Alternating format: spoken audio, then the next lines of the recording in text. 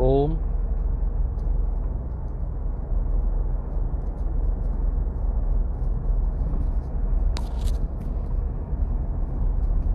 बहुत अभिनंदन आप सबका। आज मैं ट्रैवलिंग में था, मैंने कहा आपके साथ चर्चा करते हैं। तो आप सब साथियों का बहुत अभिनंदन।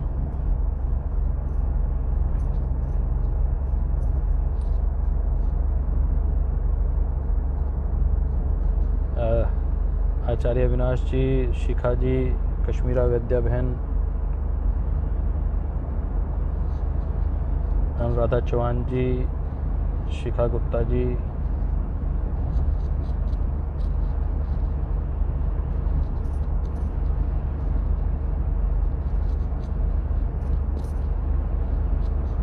सजग है बस सोच पे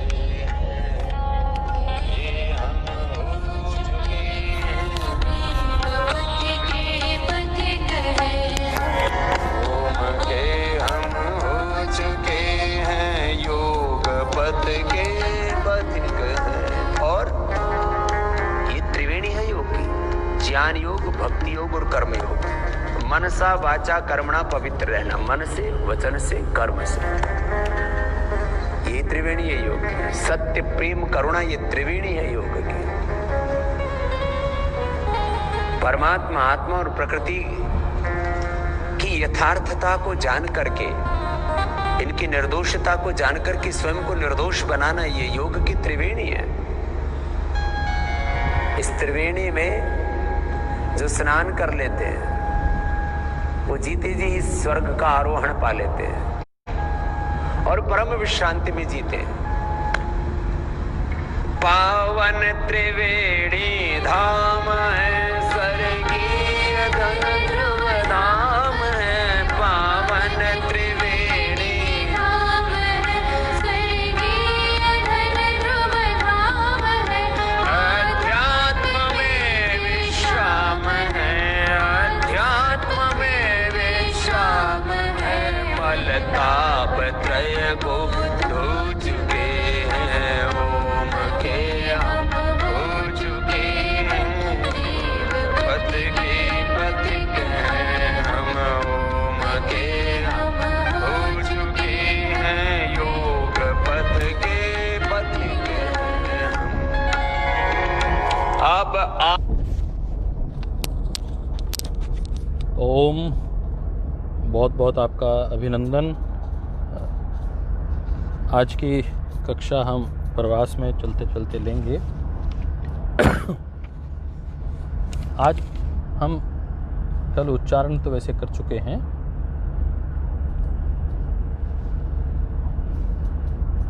कि तस्यापि निरोधे सब निरोधात निर्बीज समाधि। तस्यापि निरोधे, अपि means also, तस्य ऑफ दैट, उस की जिसकी हमने कल बात की थी, अर्थात तज्जह संस्कारो अन्य संस्कार प्रतिबंधी। जिस ऋतंबरा प्रज्ञा से अन्य संस्कार भी प्रतिबंध हो जाते हैं, उनका भी कर्माशय बनना बंद हो जाता है, उसकी बात हो रही है। तो कह रहे हैं कि तस्यापि निरोधे, जब उन संस्कारों का पर प्रतिबंध लग जाता है तब तो एक स्थिति बनती है संस्कारों अन्य संस्कार प्रति। तो एक स्थिति बनी तज्जह संस्कारा, तो विशेष संस्कार बनते हैं जो अन्य जो संस्कार हैं उनको रोक देते हैं। तो आज हम पूरे पहले पाद का विश्लेषण आपके सामने रखेंगे और बहुत धीरे से इस सारी प्रक्रिया को आगे बढ़ाएंगे। हमने कहा कि तज्जह संस्कार अन्य संस्कार प्रतिबंधी, जो सांसारिक दुनिया में रहते हुए जो संस्कार बनते हैं, जो सेंस ऑर्गन्स के साथ, ज्ञान तंत्र के साथ, ज्ञानेंद्रियों के साथ जो बनते हैं, उनके साथ जो बने हुए संस्कार हैं वो हमारे कर्माशय बनते हैं। वहाँ से लाइक्स और डिसलाइक्स बनते हैं और वही राग और द्वेष बनते हैं, और वही संस्कार हमारी आत्मा पर हमें बार बार स्मृति के रूप में याद आते हैं। तो कह रहे हैं कि इन सब की बात जहाँ आ रही है, तो जब ऋतंबरा प्रज्ञा हो जाती है उसका भी एक संस्कार बनता है। जो सुखद भाव, जो आनंद में ध्यान में बैठने की, जो समाधि में बैठने के जो संस्कार बनते हैं, उभरते हैं, वो उन संस्कारों को, उन कर्माशयों को रोक देते हैं जो पहले बन रहे थे, जो हमारी स्मृतियों में उठ रहे थे, उनको रोक देते हैं। कहते हैं तस्यापि निरोधे, परंतु पहले श्लोक में तो कहा था कि वो रोकते हैं, प्रतिबंध लगा देते हैं, निबंधनी का काम कर देते हैं, परंतु अब कह रहे हैं तस्यापि निरोधे, परंतु जब उन सब को, उसको भी रोक दिया जाता है। जो समाधि में उठने वाले सुख आनंद की स्थिति बन रही थी, उससे जो संस्कार बन रहे थे, जब उसको भी रोक दिया जाता है, तस्यापि निरोधे सर्वनिरोधात्, जब उनको भी रोक दिया जाता है, तो जो ज्ञानेंद्रियों और कर्मेंद्रियों से बन रहे थे संस्कार, उनको तो पहले ही बांध दिया था। किसने? ऋतंबरा प्रज्ञा ने। तो कह रहे हैं कि जब ऋतंबरा प्रज्ञा से बनने वाले जो संस्कार थे, उनको भी बांध दिया, आगे तपस्या करते हुए, लगातार स्वाध्याय करते हुए, तो उसको कहते हैं निर्बीज समाधि। तो अब कुछ भी शेष नहीं रहा, सर्व निरोधात्, that is the situation of nothinglessness. This is called nothingness. Nothingness. In the state of complete cessation or clarity, there is nothingness as a state before creation. जो उत्पत्ति से पहले की स्थिति थी, वो स्थिति हो जाती है the state of creation. Thus dawns the Nirbij Samadhi, the state of realization without any seed or cause. तो यहाँ जब हमने शुरुआत किया था, तो हमने विचार से शुरुआत की थी, हमने शब्द, अर्थ और ज्ञान स्वरूप, उसके विषय में हमने देखा था कि कहीं ना कहीं किसी विचार का हमने आलंबन लिया था। विचार का आलंबन लेकर हमने देखा था कि शब्द बोला था, फिर उसका अर्थ दिमाग में आता था, उसका स्वरूप ध्यान में आता था, उसका अनुभव ध्यान में रहता था। तो कह रहे हैं कि धीरे धीरे जब हम आगे बढ़े, तो शब्द चले गए, शब्द चले गया, फिर उसके बाद अर्थ चले गया, अर्थ चले गया, उसका स्वरूप चले गया, स्वरूप चले जाने के बाद धीरे धीरे जब ये स्थिति बनी कि ऋतंबरा प्रज्ञा पैदा हो गई। ऋतंबरा प्रज्ञा ने हमारे अंदर विशेष बुद्धि तत्व पैदा किया, उस ऋतंबरा ने। तो कह रहे हैं कि ऋतंबरा तत्र प्रज्ञा, तो उसने निर्विचार वैशारध्य अध्यात्म प्रसादा। उस वक्त हम आध्यात्मिक क्षेत्र में, स्पिरिचुअलिटी में बहुत डीप चले गए। जब डीप चले गए तो हमें एक प्रसाद मिला, वो था वैशारध्य, निर्मलता की उच्च अवस्था, निर्मलता की मिल गई, जो अध्यात्म का सबसे बड़ा प्रसाद है। तो आप लोग नोट कर लीजिए, 47वें सूत्र में लिखा है कि जो हमने आध्यात्मिक मार्ग चुना था, समाधि का मार्ग चुना था, उसमें आगे चलते हुए हमें जो प्योरिटी प्राप्त हुई, उस प्योरिटी के साथ जब हम आगे बढ़े, तो उस हमें प्रसाद मिला अध्यात्म का, वो मिला वैशारध्य, निर्विचार होना। हम निर्विचार हो गए, वैशारध्य, निर्मल हो गए,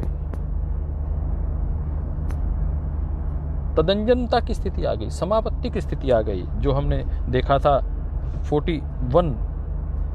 41वां सूक्त, क्षीण वृत्तैर और अभिजातस्य एव मनिर्ग्रहयित्री ग्रह्येषु तदस्थ तदंजनता समापत्ति। तो समापत्ति की सिचुएशन बन गई।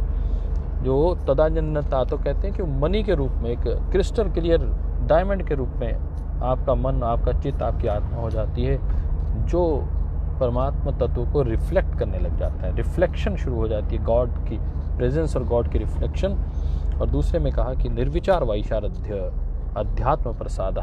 तो अध्यात्म का प्रसाद क्या मिलता है? यदि आप में उच्च अवस्था आ जाए, निर्मलता आ जाए, आप में विचार शून्यता की स्थिति आ जाए, तो वह स्थिति जो है वह निर्विचार हो गया। आप स्थिति को अध्यात्म प्रसाद के रूप में स्वीकार करना, उसे वैशारध्य निर्विचार की स्थिति है।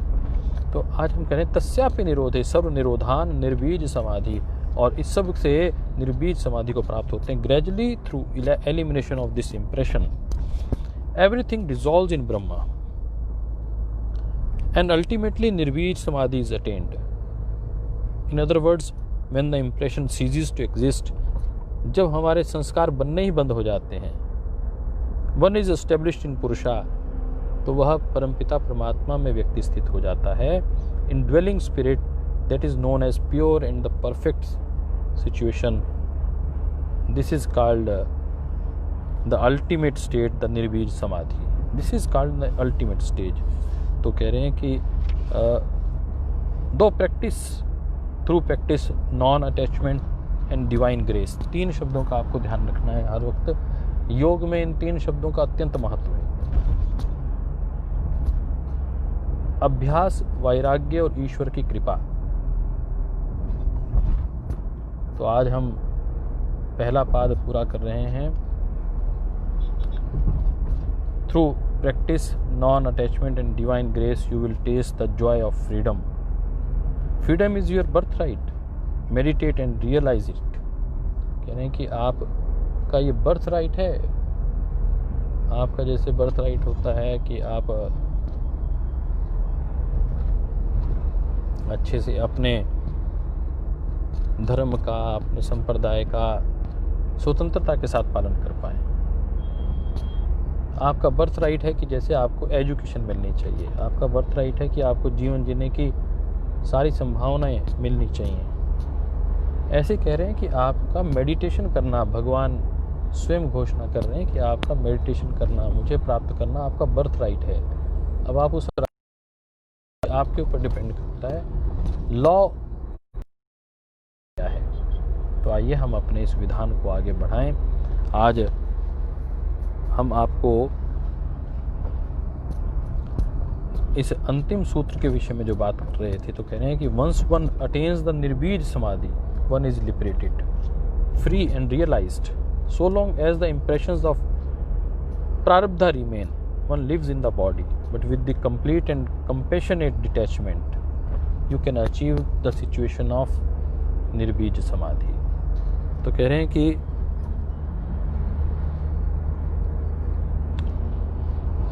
जब तक इम्प्रेशन रहते हैं, संस्कार रहते हैं, तब तक वो स्थिति बनी रहती है। प्रारब्ध जब तक रहता है तब तक वो स्थिति बनी रहती है।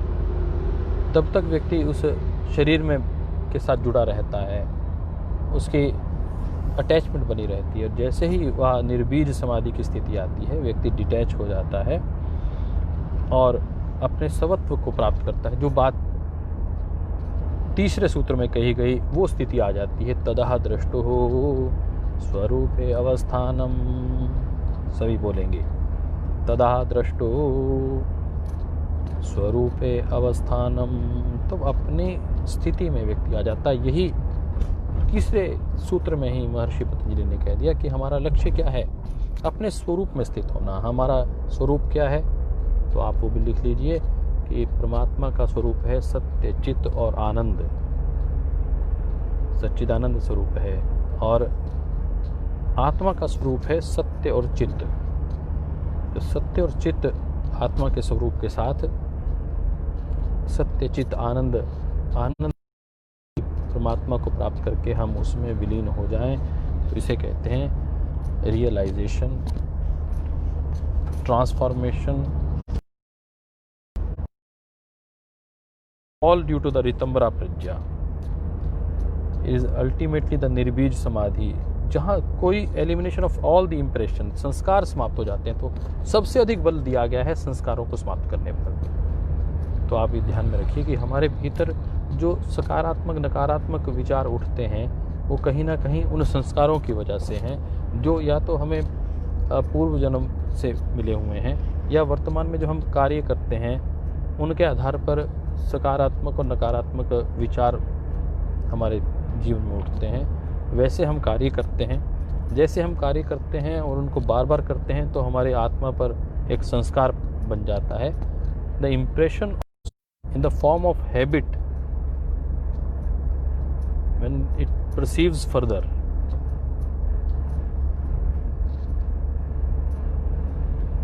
they left one impression on the soul, that is called sanskar.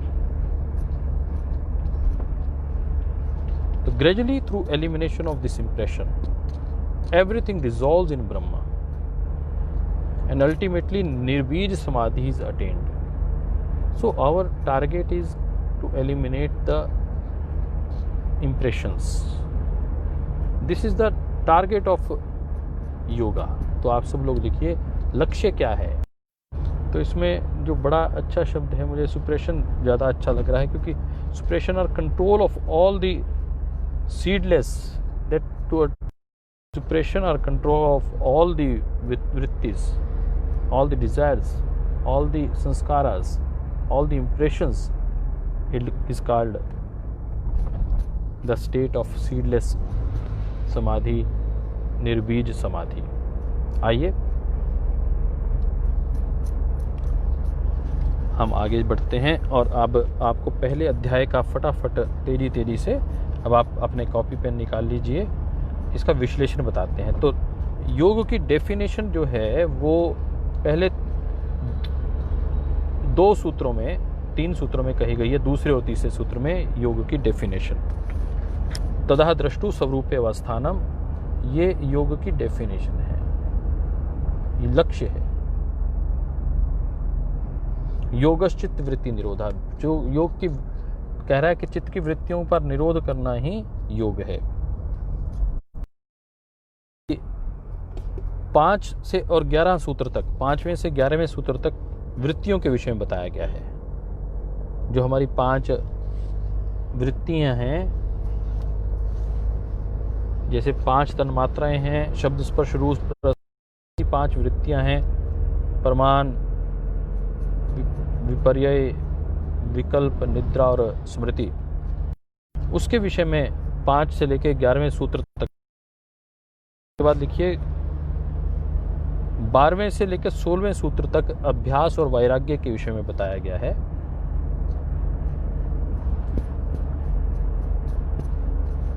अतः योग अनुशासनम को हम उसमें डेफिनेशन में नहीं लेते, ये तो वैसे वास्तविक रूप से ये एक प्रार्थना है. अतः योग अनुशासनम कि अब ईश्वर की कृपा से हम योग के इस अनुशासन का पालन करने के लिए उद्यत होते हैं. जो डेफिनेशन है योगश्चित्त वृत्ति निरोधा और तदा द्रष्टु स्वरूपे अवस्थानम, लक्ष्य. तो आगे बढ़ेंगे. अभ्यास और वैराग्य 12 से 16 तक. उसके बाद जब अभ्यास और वैराग्य कर लिया, वृत्तियों को रोक लिया, वृत्तियों किससे रोका? अभ्यास और वैराग्य से. रोकने के बाद क्या प्राप्त होगा? संप्रज्ञात और असंप्रज्ञात समाधि. तो लिख लीजिए, संप्रज्ञात और असंप्रज्ञात समाधि के विषय में बताया है 17 से 20 तक, 17 से 20 श्लोक तक. तो फिर कुछ लोग कहते हैं अच्छा वो तो ठीक है, हम वृत्तियों को रोकेंगे भी और अभ्यास और वैराग्य का प्रयोग भी करेंगे, समाधि भी प्राप्त होती है, सुन भी लिया हमने, परंतु कितने समय में होती है, समय भी तो बताओ. तो कह रहे हैं कह रहे हैं कि यदि समय बढ़ाना हो, हमें बहुत समय हो गया, हमें तो बड़ी तड़प. कह रहे हैं कि ईश्वर का प्रणिधान करना शुरू कर दो. तो 21 से 23 तक टाइम बताया कि समाधि को प्राप्त करने का टाइम कितना लगेगा, 21 से 23 में तक बताया. फिर 24 से लेकर 28 तक सूत्रों में ईश्वर के विषय में बताया कि कैसे हम ईश्वर का सानिध्य प्राप्त कर सकते हैं, और ईश्वर का सानिध्य प्राप्त करके कैसे हम अपने इस समाधि के समय को, समाधि प्राप्त करने में जो जो कष्ट आ रहे हैं उसको रोक सकते हैं, उनको उस समय को कम कर सकते हैं. और ईश्वर का फिर स्वरूप बताया. लिखिए, ईश्वर का स्वरूप 23 से 28 तक ईश्वर का स्वरूप. पूरे विश्व में हम जब महाराज जी कहते हैं कि हम योग द्वारा वर्ल्ड पीस ला सकते हैं, तो उसके पीछे ये 23 से 28वां जो सूत्र है ना, ये सूत्र यदि भारत ही नहीं पूरा विश्व का हर व्यक्ति मानने लग गया तो पूरे विश्व में शांति हो जाएगी, पूरे विश्व में. क्योंकि सबसे बड़ा झगड़ा तो यही है कि मेरा ईश्वर बड़ा है, मेरा खुदा बड़ा है, मेरा अल्लाह, मेरा वाहिगुरु, मेरा मैं जिसको मानता हूँ मेरे गुरु, वो सबसे बड़े हैं। जहाँ एक निर्धारण हो जाए, जहाँ ईश्वर से हम करबद्ध प्रार्थना करके स्वीकार करें कि वह एकमात्र सत्ता है, एक ओंकार सतनाम है वो। एकम सद विप्रह बहुधा वदंती, उसको विभिन्न नामों से बुलाया जाता है परंतु वह परमात्मा तत्व तो एक ही है, जिसने बनाया वो एक है। तो ये जिस दिन भाव आ जाएगा उस दिन हिंसा भी नहीं होगी और सारा वैमनस्य भी दूर हो जाएगा। तो आप आगे लिखेंगे कि बाधक तत्व 29 से 31 तक आपकी समाधि में जो बाधक तत्व हैं वो कह रहे हैं कि आपका समय समाधि का कम करने के लिए तो ईश्वर को आपने प्राप्त करना है, परंतु बाधक तत्व कौन से हैं जो आपकी बीच में बांधने का काम करते हैं आपको।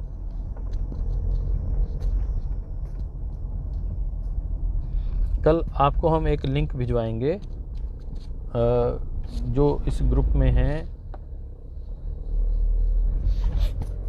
उसमें जो लोग कल परीक्षा देना चाहते हैं वो हठ योग डाल देंगे शब्द, तो उनसे ऑनलाइन पूछेंगे हम कोई सूत्र वगैरह, है ना। कल एक जूम की मीटिंग ले लेंगे आपसे, आप ज्वाइन करिएगा। तो कह रहे हैं कि बाधक तत्व आते हैं 29 से लेकर 31 तक।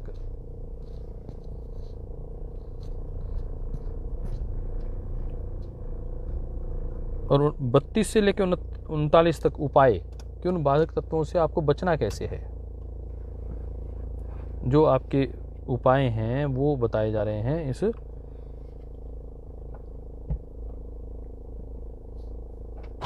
32 से 39 तक में।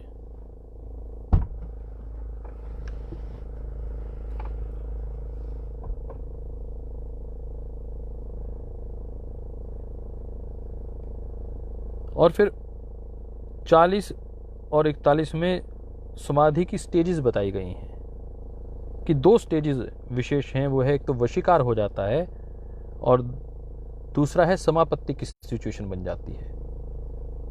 मनिर गृहित्री ग्रहण ग्राह्येषु तदन्यनता की सिचुएशन बन जाती है। तो एक स्टेज आ जाती है, एक तो वशीकार की स्टेज, एक समापत्ति तदन्यनता की स्टेज। तो आप नोट कर लीजिए कि 2 स्टेजेस जो समाधि में बताई हैं, एक तो वशीकार हो जाता है और दूसरा समापत्ति की सिचुएशन। और समापत्ति में तदन्यनता की सिचुएशन आ जाती है। उसके बाद समाधि में सबीज और निर्बीज समाधि की चर्चा आएगी 42 से लेकर और अंत तक 42 से 51 तक सबीज और निर्बीज समाधि की चर्चा है। और समाधि का लाभ क्या है वो 47वें सूत्र में है कि समाधि से लाभ क्या होगा।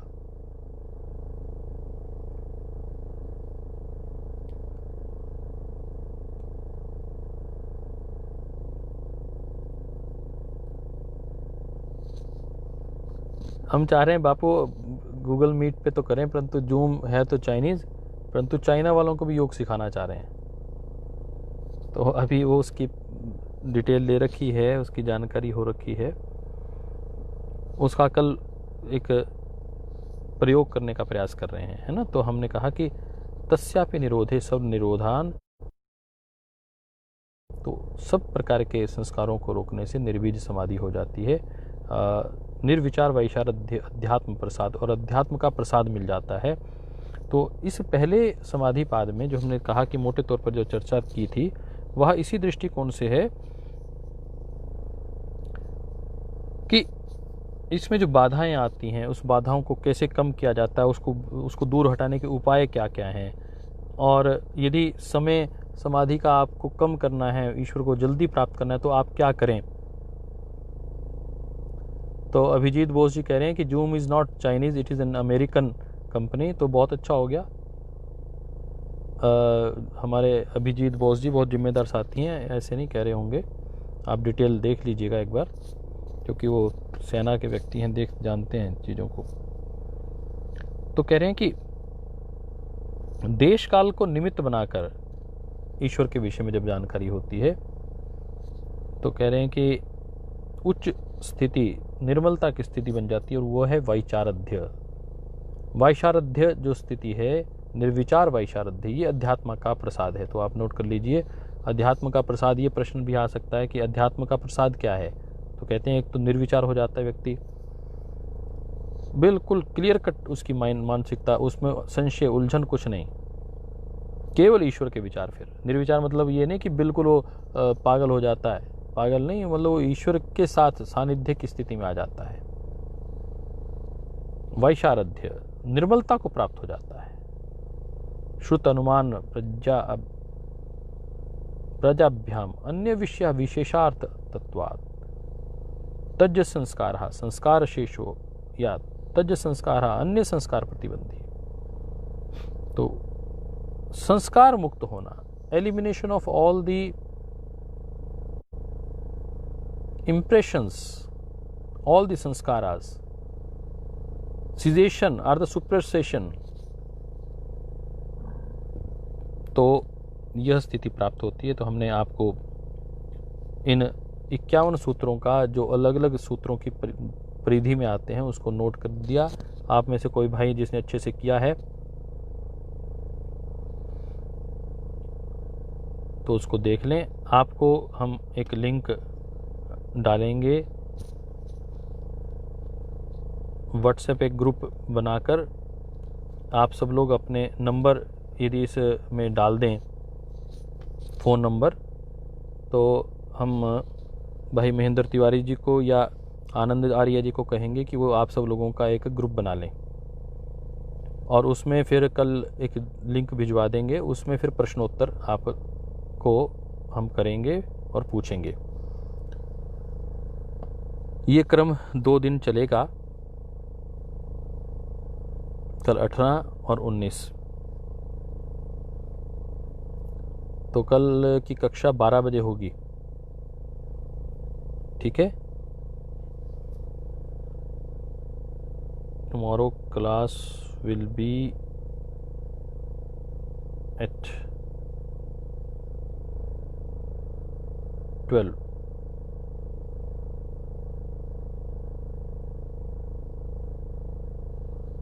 तो कल 12 बजे क्लास होगी कल, क्योंकि मेरा लेक्चर पतंजलि योगपीठ के यूनिवर्सिटी के कार्यक्रम में है 10 से 11 बजे तक। फिर कल 12 बजे हम मिलेंगे, और कल कुछ तैयारी करके मिलेंगे। तो आप अपना नंबर डाल दीजिए, मोबाइल नंबर, जो लोग उपलब्ध हैं, जो लोग परीक्षा देना चाहते हैं, जिन्होंने कुछ याद किया है, उनको उनका नंबर वो डाल दीजिए। उनको हमारे भाई कौन बनाएगा ग्रुप? तिवारी जी हैं या आनंद जी या महेंद्र जी या संजीवनी बहन? कौन बनाएगी ग्रुप? संजीवनी बहन बना लेंगी, ठीक है।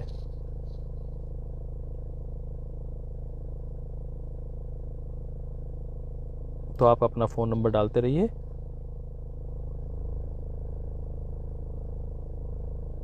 तो भाई सुरेश यादव जी भी कह रहे हैं कि जो अमेरिकन है उसका व्यक्ति जो था वो चाइनीज़ है, परंतु बॉर्न चाइनीज़ है वैसे अमेरिकन।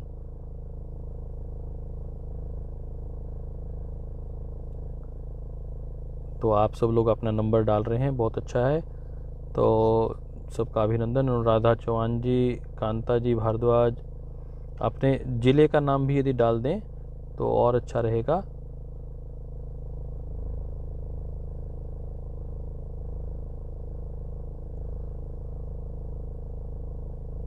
तो आज आपने 1 घंटे का कल और अवसर देंगे आपको संजीवनी माने जी।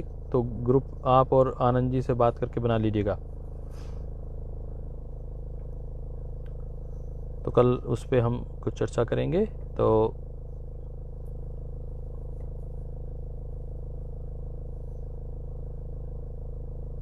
समंदर सिंह जी, अरविंद भैया हैं क्या पास में? समंदर जी आप फिर बात कर लीजिएगा। आनंद जी, शायद आनंद जी हैं या भी नहीं हैं? चलिए, तो मैं अपने हूँ एक दूसरे कार्यालय में, 2-3 कार्यालयों में सेवा करने की ड्यूटी लगा रखी है महाराज जी ने।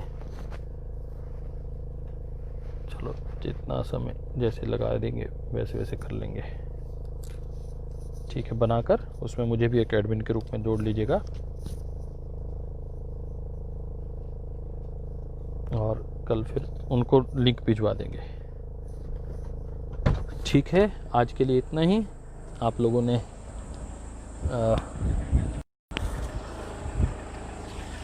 भागीदारी की। कक्षा में समय पर सब लोग पहुंच जाते हैं, आपका अभिनंदन। जो पहले कक्षा में पहुंचा करेगा उसका नाम मैं हर रोज़ बोला करूंगा, ऐसे मैंने सुना है, सोचा है कि इसको साथ साथ जो जल्दी सुबह जुड़ते हैं, कल 12 बजे हम कक्षा लेंगे, तो 12 बजे जो जल्दी जुड़ेंगे आने वाले 21 तारीख तक, क्योंकि कुछ व्यवस्था होगी तो कक्षा का समय थोड़ा सा बदलता रहेगा, चलेगा।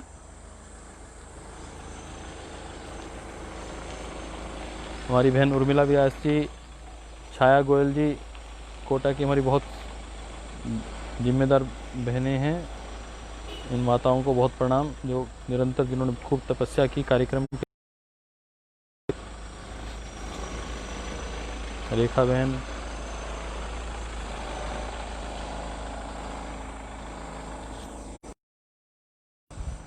ये हमारा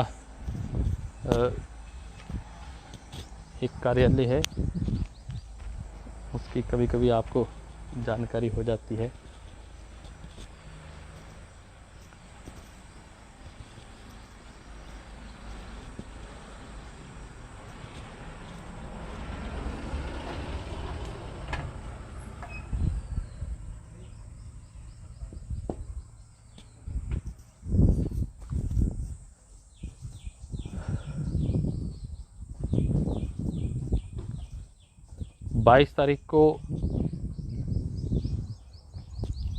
बाईस जून को नांदेड़ के कार्यक्रम की प्रस्तुति वैदिक चैनल पे होगी। आप लोगों ने कल का जो कार्यक्रम देखा हो उसके विषय में बताएंगे। ये हमारा हरियाणा योग परिषद का हमने एक पिरामिड बनाया है, एक आपको दिखाता हूँ।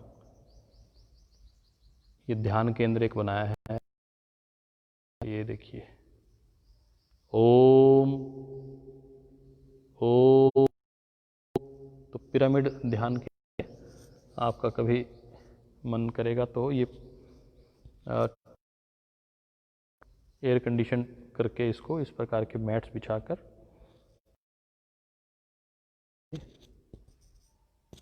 ये प्रक्रिया की जाती है। तो आज हम हरियाणा योग परिषद के कार्यालय में भी आए हैं और मैंने कहा आप जो लोग जुड़े रहेंगे तो उनको कुछ विशेष दिखा देना चाहिए।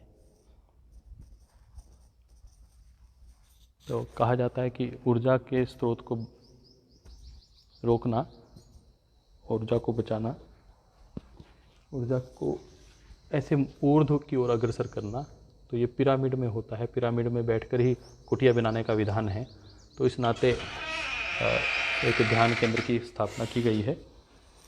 तो थोड़ा सा आज हमने आपको अपने कार्यालय की झलक दिखाई। तो अब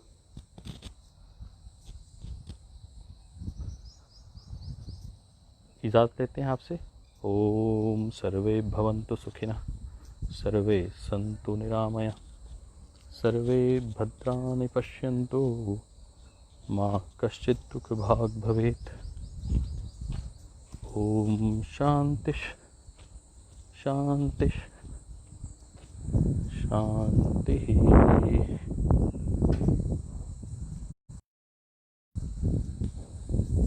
अंदर भी हमारा जो कार्यालय है, ओम श्री गुरुभ्यो नमः, श्री परमात्मने नमः। ये हमारे रजिस्ट्रार साहब हैं,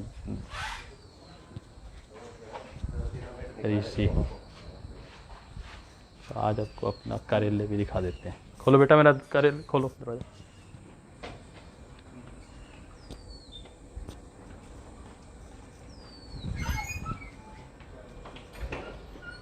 तो ऐसे हट्स बनाई हैं, प्राकृतिक लुक देने की कोशिश की है कार्यालयों को, ताकि वो,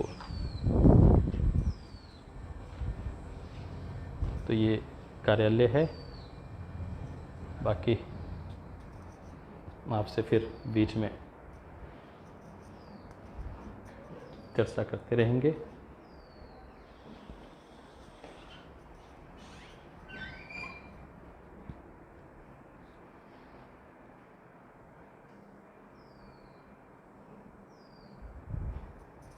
श्रद्धेय स्वामी जी महाराज के पावन सानिध्य में इसको हम करते हैं उनके। तो आज के लिए ही इतना ही। आज फिर आपसे मिलेंगे, फिर भेंट करेंगे, फिर चर्चा करेंगे, क्योंकि हरियाणा सरकार के कुछ 21 जून के कार्यक्रमों को अंतिम रूप देना था, तो इसलिए इधर जाना हुआ। आपसे फिर संपर्क में रहेंगे। ओम, धन्यवाद। अच्छा, आज लक्ष्मी बहन की शादी की सालगिरह है, तो विजय लक्ष्मी बहन को बहुत बहुत अभिनंदन, प्रणाम।